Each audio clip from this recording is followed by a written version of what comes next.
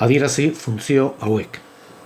Ariketa hontan adieraziko ditugu lau funtzio, hau da lehenbizikoa, bigarrena, hirugarrena eta laugarrena. Prozedura berdina aplikatuko dugu lau kasuetan. Gogorarazten dizuet momentuz guk badakigu horrelako funtzioak adieraztea. Iberdin k zati x kena gehi b. Eta gaina badakigu k, a eta b-ren arabera nola daude irudikatuta funtzioak. Beraz, egin beharko duguna da nolabait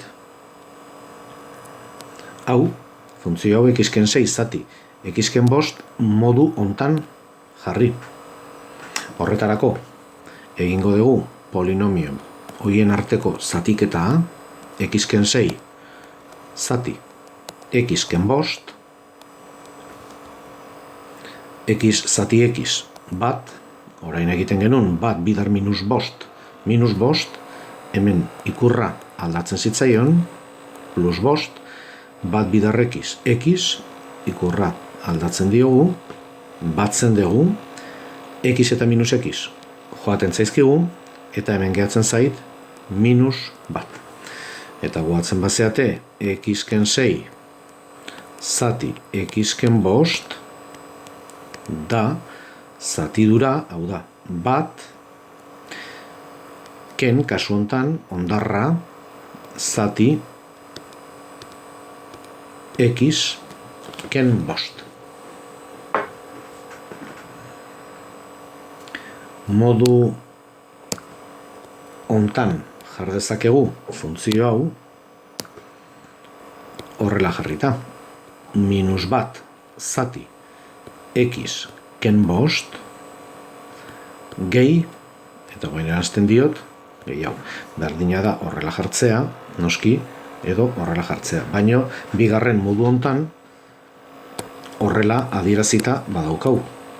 Kasu hontan, k da minus bat, a da bost, eta b da bat. Beraz,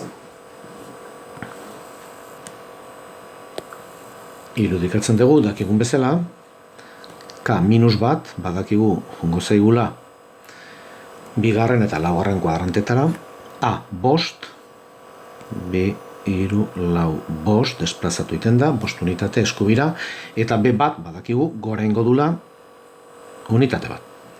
Hau da, lehen funtzioaren adierazpen grafikoa.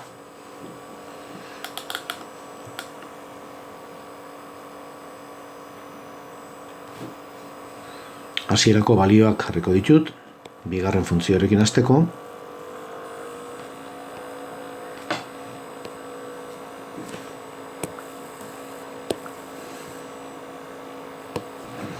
Bigarren funtzioa, hau da, iberdin, 3x gehi zazpi, zati x gehi bi. Hemen ere, guk esautzen dugu moduan kokatu alizateko, egingo dut, 3x gehi zazpi, zati x gehi bi. 3x zati x, 3 bidar bi, 6, beraz hemen minus 6, 3 bidar x, 3x, hau da hemen minus 3x, batzen badet, lortzen dut hemen bat, hondarra. Beraz, 3x gehi zazpi zati x gehi bi izango da 3 gehi bat zati x gehi bi. Berdin, bat zati x gehi bi gehi 3. Eta horrela jarri dugu guk esautzen dugun moduan, nun k da bat, a da minus bi, eta b da 3. Kontutan hartu, funtzio orokorrean dela I berdin K zati X kena gehi B. Horregatik K da bat, A da minus bi, beraz da X ken parentesia minus bi, eta bihurtzen da gehi bi, eta B da iru.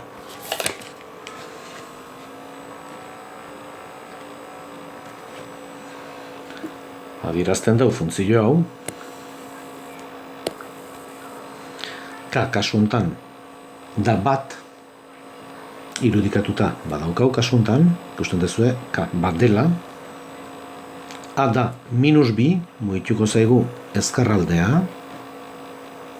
minus bi, hortxe, eta B da iru, beraz goraka jongo zaigu bat, bi, iru unitate. Hau da funtzioaren adierazpen grafikoa.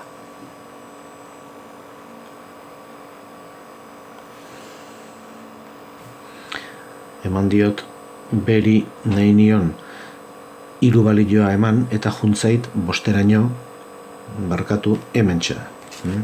Pixka bat ikutzerekin mugitu egiten da, hau izango litzateke eskatzen diguten funtzioaren adierazpen grafikoa. Lehen bezala jarriko ditu balioak A eta B zeron, hirugarren funtzioa adierazteko.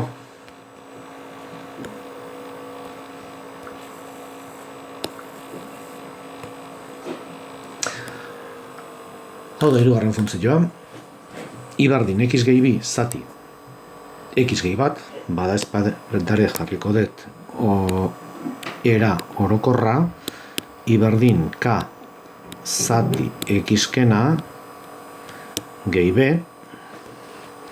kasu hontan zatiketa ingo dut, lehen bezala, X zati X bat, bat bidar bat, bat, hemen minus bat, bat bidar X, X, hemen minus X. Batzen badet, hemen berriro lortzen dut bat, ondarra da bat. Beraz, X gehi bi, zati X gehi bat, izango da, zatidura bat, gehi bat, zati X gehi bat.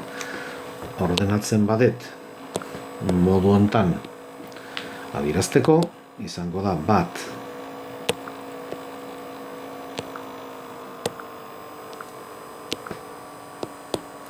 bat zati X gehi bat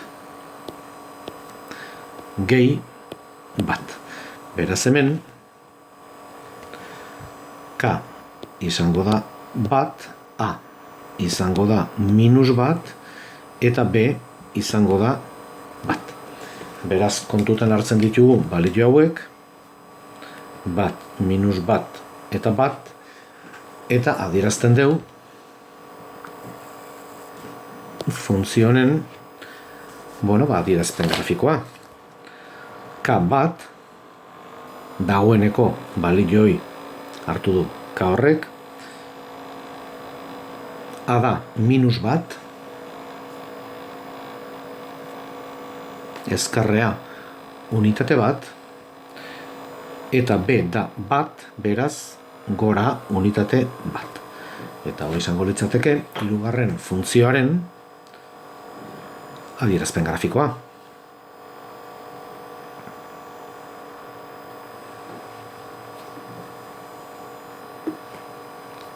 Berriro jartzen ditut A eta B zeroan, eta adieraziko dugu laugarren funtzioa. I berdin 2x ken 15 zati X ken 7. Berriro idatziko dut. I berdin K zati X kena gehi B. Hau ez dugu begibistatik galdu behar. 2x gehi 15 zati X ken 7, 2x zati X bi, bidar minus 7 minus 14, markatu hemen daukau minus, konfonditu naiz, orduan izango litzateke minus 14 eta hemen plus 14 aldatzen zaio ikurra, bi bider x. 2x, beraz, minus 2x, batzen dugu, 2x eta minus 2x juten zaizkigu, eta hemen gehatzen zait minus bat. Beraz, lehen bezala, 2x ken 15, zati x ken 7, izango da, 2 ken bat zati x ken 7. Aurrako kasuetan egin dugun bezala ordenatzen dugu, eta hau izango da minus bat zati x ken 7 gehi bi. Beraz, k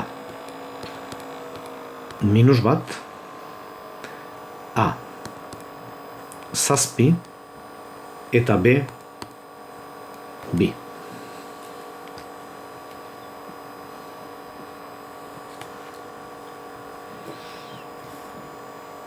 Adierazten dugu funtzioa, k minus bat, pasatzen dugu minus batetik minus batea, hortxe, a 7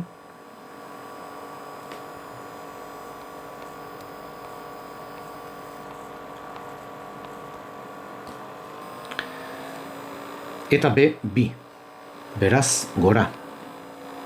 Hau da, laugarren funtzioaren adierazpen grafikoa.